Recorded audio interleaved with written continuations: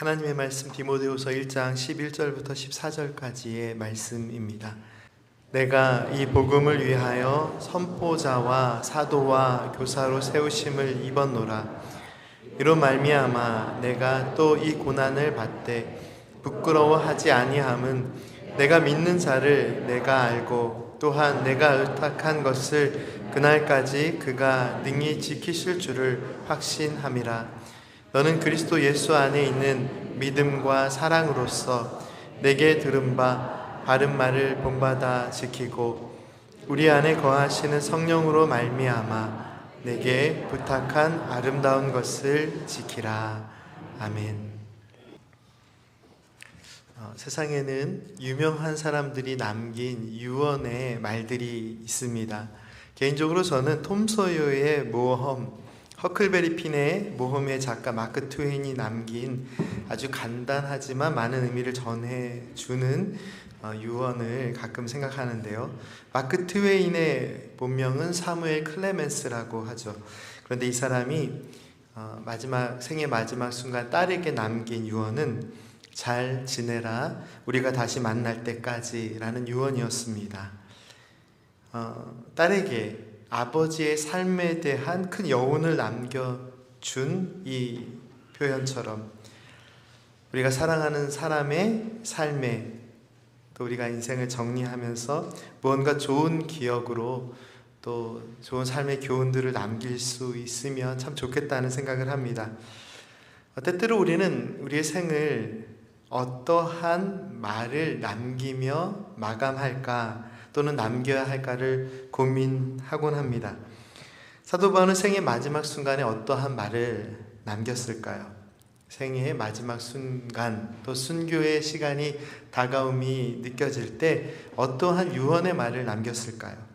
디모데 후서 말씀은 복음을 전하다가 다시 갇힌 몸이 된 사도 바울이 복음 전도자로서의 생의 마지막 그 시점에 기록한 편지이기에 사도 바울이 쓴 가장 마지막 편지로 서신으로 알려져 있고 디모데에게 전하는 유언의 말씀과도 같다라고 해석합니다. 사도 바울이 믿음의 아들로 여기고 사랑했던 주님의 신실한 사역자 디모데에게 당부와 부탁을 전하며 마치 유언과도 같은 말씀을 남겼다라고 사람들은 이해하는데요. 오늘 본문 말씀은 이렇게 기록하고 있습니다. 11절 말씀입니다. 내가 이 복음을 위하여 선포자와 사도와 교사로 세우심을 입었노라. 사도 바울은 부활하신 주님의 부르심의 뜻 안에서 복음을 선포하고 전파하는 사도와 전도자로서 그리고 복음을 가르치는 교사로서 세우심을 입었다라는 자기 정체성에 대한 사도로서의 정체성에 대한 고백을 드립니다. 생의 마지막 순간이 다가오고 있으나 그는 여전히 하나님께서 주신 사명을 고백하고 있습니다. 그리고 이어지는 말씀 12절 말씀 방금 전에 함께 읽은 말씀이지만 이 12절 말씀 함께 읽겠습니다. 이로 말미암아 내가 또 이 고난을 받되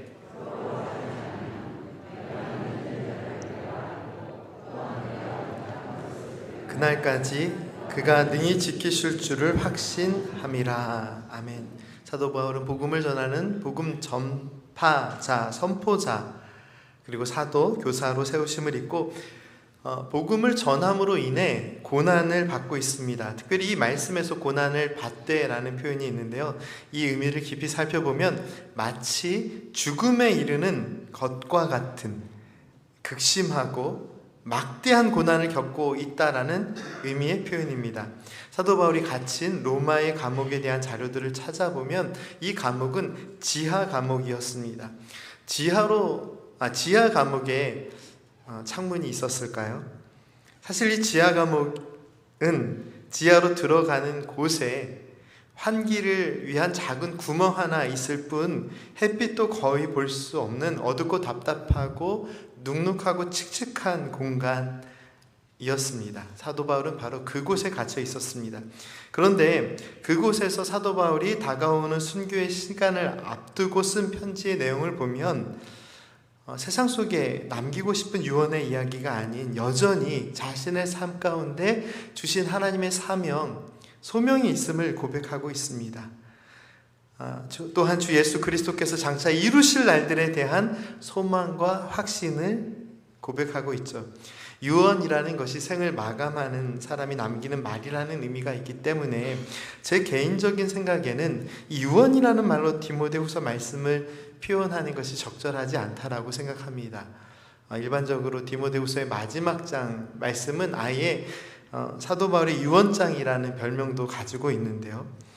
사실 이 말씀을 읽어보면 복음 전도자로서의 생의 마지막 순간, 그 순간이 다가옴에도 불구하고 사도 바울은 하나님의 은혜가 무엇인지, 하나님께서 나의 삶에 주신 사명이 무엇인지, 소명이 무엇인지를 고백하고 있습니다. 그렇기 때문에 이 말씀은 하나의 유언처럼 이해되어져야 하는 것이 아니라 어떠한 삶의 순간에도 하나님의 은혜를 기억하며 드리는 믿음의 고백, 신앙의 고백, 신앙 고백이라는 관점으로 오늘 본문 말씀과 디모데후서 말씀을 이해하는 것이 적절하다라고 개인적으로 생각합니다. 오늘 본문 말씀과 디모데후서 말씀은 사도 바울이 마지막으로 쓴 편지이기는 하지만 사도 바울의 개인적인 이야기를 담기 위한 편지가 아닙니다. 그리고 더 본질적으로 이 본문 말씀을 이해해 보면 이 말씀은 하나님께서 사도 바울을 통해 우리에게 전해주시는 하나님의 말씀의 의미를 담고 있습니다. 사도 바울은 한 사람의 생을 통해 느끼고 생각하고 남기고 싶은 바를 전하고 있는 것이 아닙니다. 비록 그가 자신의 생의 마지막 순간이 다가옴을 느끼고 있으나 그는 하나님의 은혜에 대한 감사의 고백과 죄인들을 사랑하시고 용서하시고 구원하시는 하나님의 사랑의 뜻에 대한 복음 전파자로, 그 복음을 전파하는 복음 선포자, 사도로서의 사명을 다하며 지금 이 말씀을 통해서 참된 믿음의 삶이 무엇인지를, 그 은혜를 분명하게 전하고 있습니다. 바로 이 부분에서 말씀은 너무나도 중요한 깨달음을 우리에게 전해주고 있습니다. 그는 로마 감옥에 갇혀 죽음의 순간, 순교의 순간이 다가옴을 알고 있었습니다. 그래서 이 사도 바울이 경험한 이 시간에 대하여 많은 사람들이 사도 바울이 죽음을 준비하며 순교의 자리로 한 걸음 한 걸음 나아가는 시간으로 이해하고 있습니다. 그러나 말씀을 깊이 묵상하면서 깨닫게 되는 것은 지금 사도 바울은 죽음을 준비하고 있는 것이 아닙니다. 생을 마감하는 의미 있는 말을 준비하고 있지 않았습니다. 성경 말씀이 기록하고 있는 사도 바울의 마지막 모습이 무엇인가요? 그는 세상에 남길 의미 있는 말을 찾고 그 말을 디모데에게 당부한 것이 아니라 사도 바울은 죽음과 순교의 순간이 조금씩 다가오는 그 순간에도 그 자신도 죽음의 순간이, 순교의 순간이 다가오는 것을 알고 있었으나 그 시간에 대한 감상을 나누는 것이 아니라 그 시간 속에서도 변함없는 하나님의 사랑을 의지하고 누구보다 더 열심히 예수님을 믿었고 전하였습니다. 그 감옥에서 사도 바울이 했던 것은 하나님께서 기뻐하시는 온전한 믿음의 삶을 살았습니다. 그 마음으로 기도했고 그 마음으로 하나님을 찬송했습니다. 그가 복음의 은혜로 살아가는 복음 전파자로, 선포자로, 사도로서 또 말씀을 전하는 교사로서의 삶의 열정이, 그 신앙의 열정이 지금 이 순간, 순교의 순간이 다가오는 그 감옥에서도 조금도 식지 않았으며 또한 멈추지도 않았습니다. 사랑하는 성도 여러분, 이 말씀이 우리에게 무엇을 깨닫게 하십니까? 우리는 언젠가 맞이하게 될 죽음의 순간을 향해 한 걸음 한 걸음 나아가는 삶을 살아가는 것이 아닙니다. 물론 모든 인간이 맞이하게 되는 죽음이라는 운명은 누구에게나 있습니다. 하지만 예수 그리스도의 십자가의 사랑과 부활의 능력을 통해 구원의 은혜를 선포하고 있는 복음의 말씀은 인간의 삶과 죽음의 세계에 제한되지 않는, 다시 한번 강조드립니다. 인간의 삶과 죽음의 시간이나 세계에 제한되지 않는 하나님의 크신 은혜의 통치와 하나님의 나라에 대한 소망을 우리에게 제시하고 있습니다. 복음은 눈물이 없고 고통과 슬픔이 없고 영원한 기쁨과 은혜를 누리는 하나님의 나라를 향한 믿음의 발걸음을 우리에게 제시하고 있습니다. 복음은 영원한 생명의 은혜로 부르시고 품으시는 예수 그리스도, 우리 주님을, 또 주님의 구원 사역을 우리에게 가르쳐 주고 있으며, 우리 구주 예수 그리스도 안에서 우리를 구원하시는 하나님의 사랑과 은혜의 돌보심, 그리고 하나님의 동행하심에 대하여 선포합니다. 본문 말씀보다 조금 더 앞에 기록되어 있는 디모데후서 1장 9절과 10절 말씀을 함께 읽겠습니다. 하나님이 우리를 구원하사 기록하신 소명으로 부르심은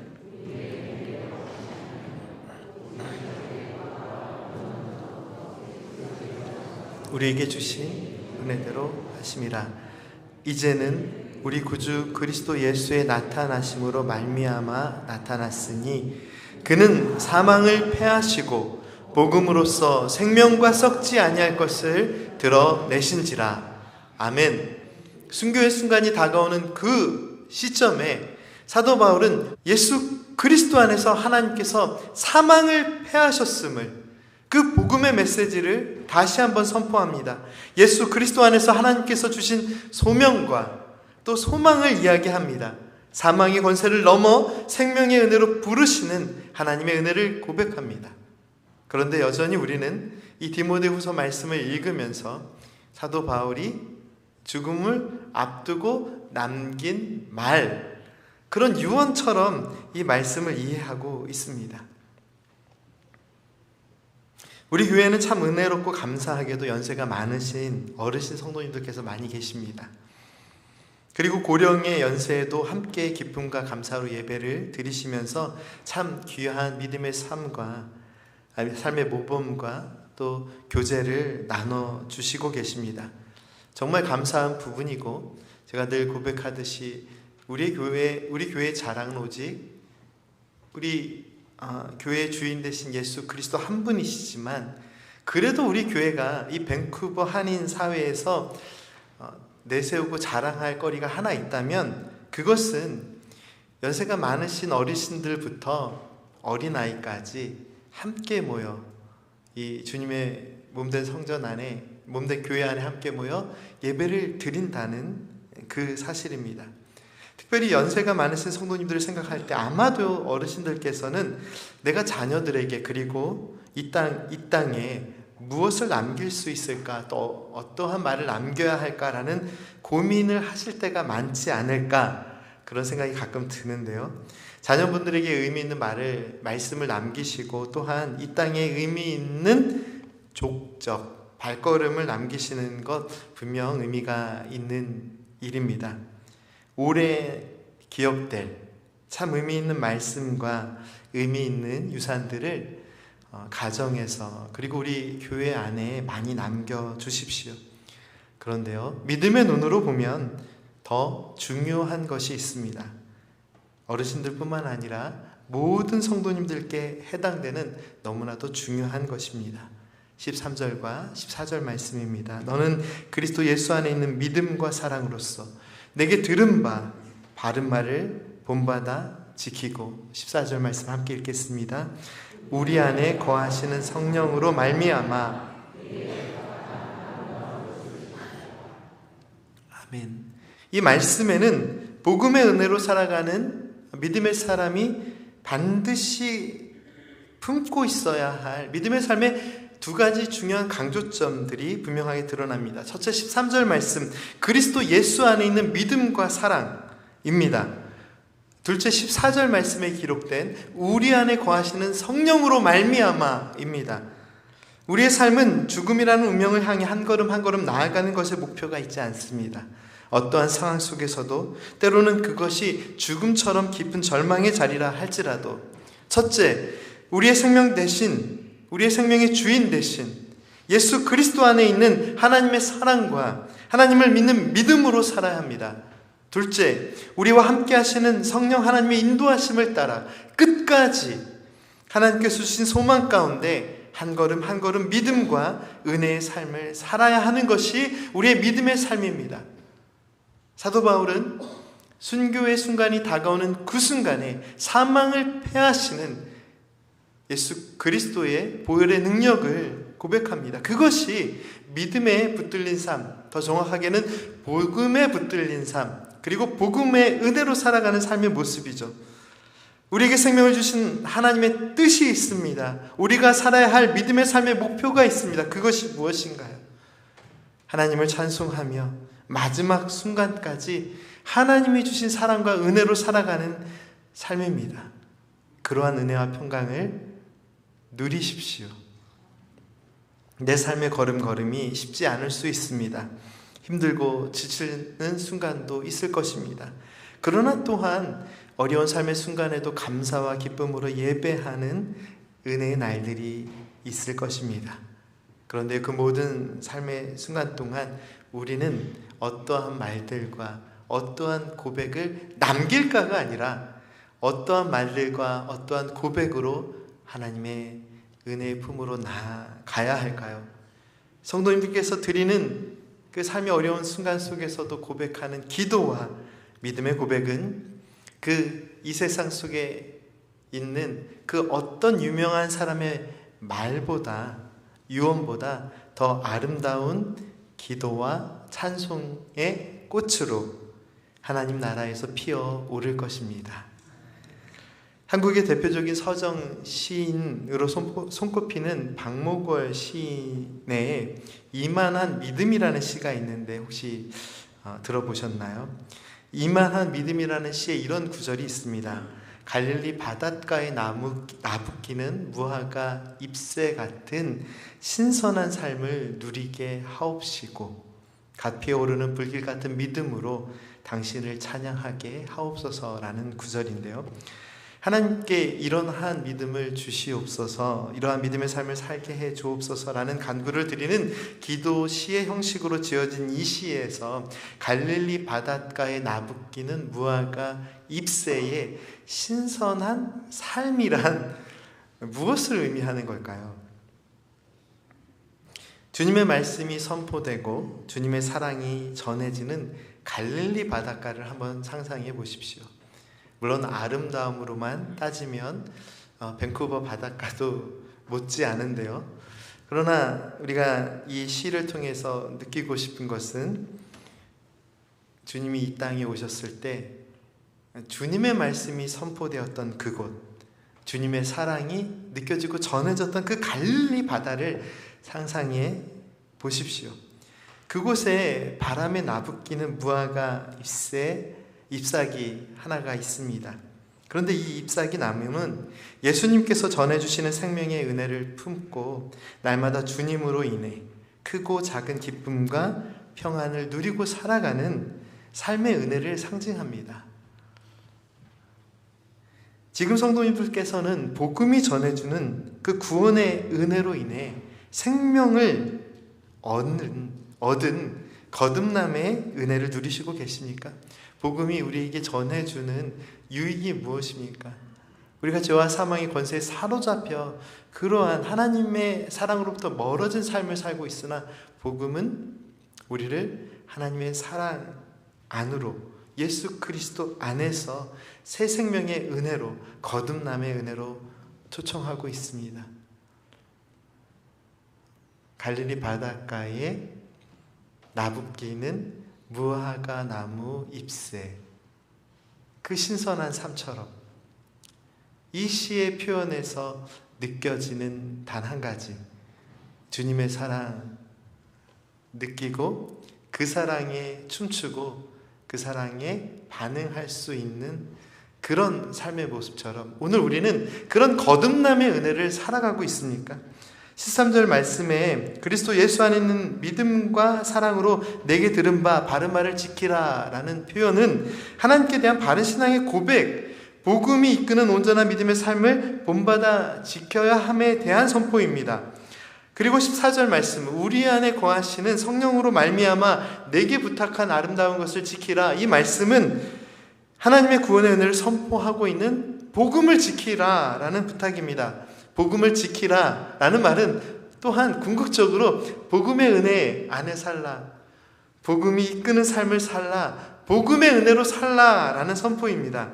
얼마나 화려하고 풍성한가가 문제가 아니라 생명의 줄기에 연결되어 있어서 그저 행복한, 거듭남의 은혜 가운데 날마다 노래할 수 있는 그런 복음의 은혜로 기쁨의 삶을 살라. 오늘 말씀은 그렇게 우리에게 선포하고 있습니다. 복음의 은혜로 살아가는 삶의 핵심이 무엇일까요? 복음의 핵심이신 구원의 주 예수 그리스도와 떨어진 복음의 삶은 없습니다.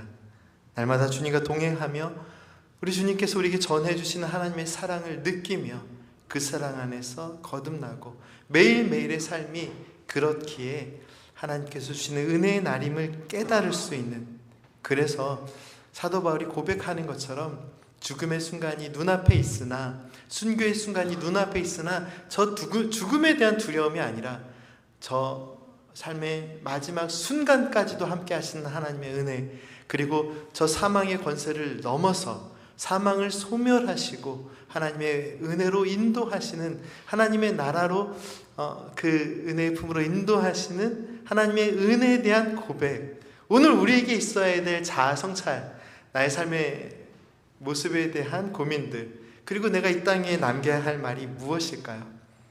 사랑하는 성도 여러분, 우리는 믿음의 삶을 살아가며 도대체 어떠한 말을 남겨야 할까요? 어떠한 삶의 의미들을 이 땅에 남길 수 있을까요? 한스 힐터라는 독일인 의사 겸 작가가 있는데요, 그가 사람들이 남긴 유언에 관한 자료를 정리하여 그 말에 담긴 의미를 정리하여 책을 썼는데, 한국어로는 죽음이 물었다. 어떻게 살 거냐.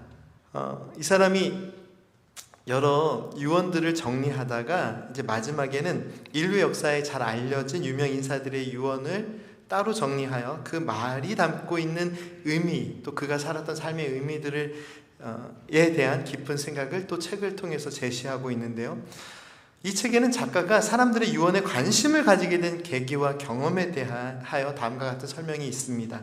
의사인 한스 힐터가 인턴으로 일할 때 죽음의 순간이 가까움을 느낀 한 환자가 임종을 준비하는 기도를 마치고 누워 있었습니다. 사실은 천주교 신자이기 때문에 종부성사 이런 것들을 마치고 누워 있었는데요, 작가는 그 환자에게 다가가 사실 마땅히 전할 말이 없으니까 이렇게 물었습니다. 좀 어떠십니까? 이런 질문을 했는데, 그러자 이 노인은 견딜만 합니다 라고 대답합니다. 그런데 그 말을 남기고 얼마 되지 않아, 정말 얼마 되지 않아 영원히 눈을 감습니다. 의사로서 본인이 생각해봐도 전혀 견딜만한 상황이 아닌데 견딜만 합니다 라는 마지막 말을 남기고, 또 그렇게 세상을 떠난 이 환자의 말이 머리에서 떠나지 않았습니다. 참 고통스러웠을 텐데 왜 견딜만 하다라고 이야기했을까? 이 의사는 견딜만 합니다라는 말을 남긴 이 고령의 환자의 삶을 되돌아봅니다. 그리고 이 말은 그가 살아온 평생의 삶과 행동이 농축된 고백이었다라는 결론을 내립니다. 이 환자는 어려운 시대를 살았습니다. 2번의 세계대전에 참전했었고 가난했었고 온갖 역경과 고난을 견디어 와야만 했습니다. 그러나 그러한 삶의 어려움 속에서도 여러 가지 삶의 의미들을 찾고 또 삶을 포기하지 않고 열심히 끝까지 견디며 살아왔던 것이죠. 그래서 이 견딜만 합니다라는 말이 이렇게 말할 수 있었구나, 견딜만 합니다라고 초연하게 말할 수 있었구나, 이런 여유를 가질 수 있었구나 라는 것을 이해하게 되었던 것이죠. 사랑하는 성도 여러분, 우리가 이 세상 가운데 남길 수 있는 마지막 말은 사실 우리의 삶의 이야기가, 삶의 모습이, 생각과 행동들이 농축된, 압축된 말이 될 수도 있겠죠. 또 우리의 삶의 모습과는 다른 더 깊은 의미들을 우리가 찾아서 또 후손들에게 전해줄 수도 있을 것입니다. 그러나 오늘 우리의 삶 가운데 또 우리가 인생을 살아가면서 남겨야 할 말은 우리의 삶의 이야기가 농축된, 압축된 삶의 이야기가 아니라 어느 순간에나 변함없이 함께 하시며 우리를 죄와 사망의 권세로부터 건지시고 하나님의 자녀 삼으신 하나님의 은혜, 우리를 위하여 모든 것을 내어주신 예수 그리스도의 십자가의 사랑, 또 우리를 살리시기 위해 사망의 권세를 소멸시키시는 우리 주님의 부활의 능력, 우리가 드려야 할, 그리고 우리가 남겨야 할 이야기는 유언이 아니라 언제나 하나님의 은혜에 대한 고백이 되어야 합니다. 사도 바울은 디모데에게 복음을 전하다 갇힌 차디찬 바닥에 그 로마 감옥에서 참 어렵지만 그래도 견딜만 하다라는 이야기가 아니라 지금 이 순간에도 나에게 주어진 하나님께서 맡겨진 소명이 무엇인지를 고백하고 있습니다. 그리고 하나님께서는 오늘 디모데에게 전하는 사도 바울의 믿음의 고백을 통해서 우리의 삶에 농축된, 그리고 압축된 삶의 생각과 고백을 넘어서 복음의 은혜가 어떻게 우리를 이끌고 계시는지, 그리고 복음의 은혜가 우리의 삶에 어떻게 고백되어야 하는지를 가르쳐 주십니다. 하나님의 은혜에 대한 고백, 그 은혜에 대한 감사의 찬양이 오늘 우리의 입술에 남겨져 있습니까? 이런 교회가 되게 하소서, 이런 성도가 되게 하소서. 오늘 하나님께서 말씀을 통하여 가르쳐 주시는 믿음의 고백은 복음의 은혜로 살아가는 삶에 대한 은혜입니다. 첫째로, 오직 그리스도 예수 안에 있는 믿음과 사랑을 따라 참된 믿음의 삶을 살아야 함을 말씀은 선포하고 있습니다. 둘째로, 우리 안에 거하시는 성령 하나님의 인도하심을 따라 아름다운 것을 지키며 살아가는 은혜의 삶이 복음이 이끄는, 또 복음의 은혜로 살아가는 삶임을 말씀은 우리에게 가르쳐 주십니다. 함께 기도드리겠습니다. 구원의 하나님, 언젠가 다가올 죽음이라는 운명을 향한 발걸음이 아닌 어떠한 상황과 형편과 삶의 이야기들 속에서도 그저 우리의 삶의 이야기를 농축한 그저 견딜만 합니다 라는 삶의 고백을 넘어 오직 예수 그리스도 안에 있는 믿음과 사랑으로 살게 하옵소서. 우리 안에 함께 하시는 성령 하나님의 인도하심을 따라 아름다운 것을 지키며 오직 믿음과 은혜로만 살게 하옵소서.